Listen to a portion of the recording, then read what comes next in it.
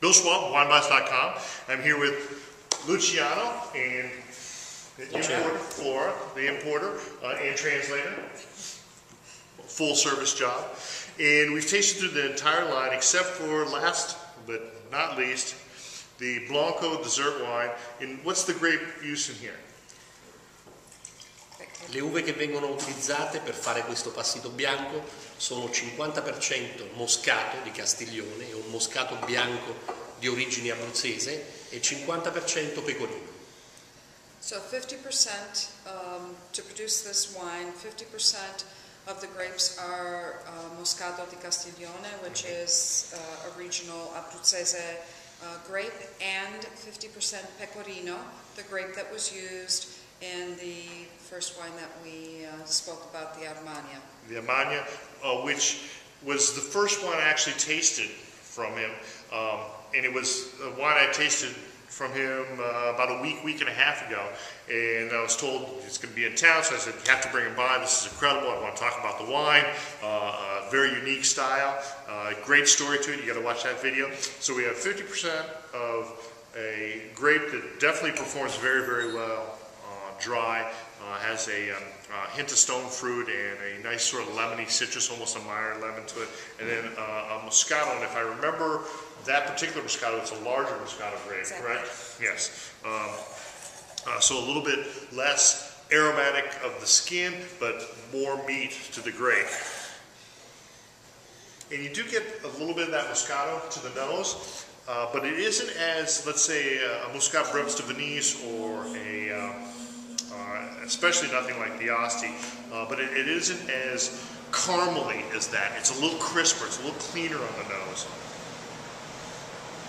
And more of a, I get almost like an orange feel, like a toasted orange feel to it as well.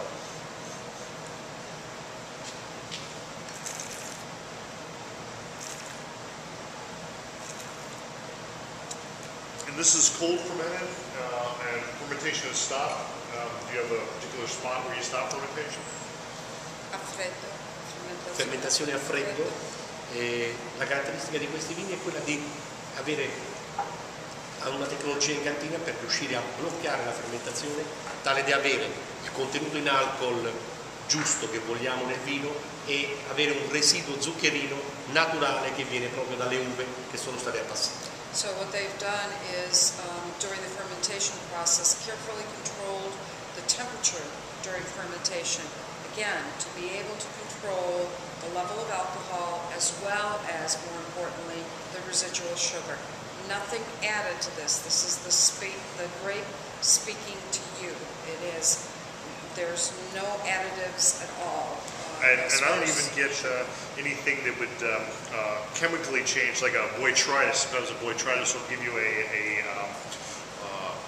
the Noble Rot Sauterne will give you a particular kind of sweetness. This doesn't have it. This is much cleaner, much more refreshing in the style of sweetness to it. The weight is there. I mean, it's definitely a dessert wine. This is full-bodied. It's the weight of Sauterne. It's the weight of a Breves de Venise. But it's more fruit and more expressive, brighter, I would say.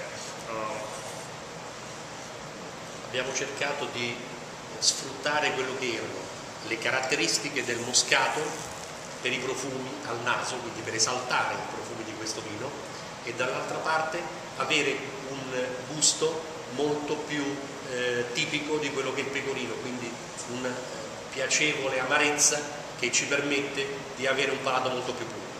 They've tried to, in their process, in merging these two varietals, they've tried to bring out the best expression of the Moscato, the fruitiness, the floralness of it. The aromatics. That's like I picked the aromatics out of that. And at the same time, to allow the pecorino to temper those flavors so that you get a more clean, refreshing style to the palate. Beautiful, beautiful stuff. And we're going to sneak it in a smidgen under the other dessert wine. You're looking at about 65. We're going to squeak it in at about 58. So, is that all right with you? It's fine. Is that fine?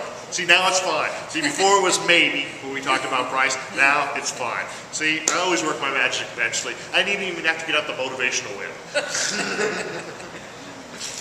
Thank you. Thank you.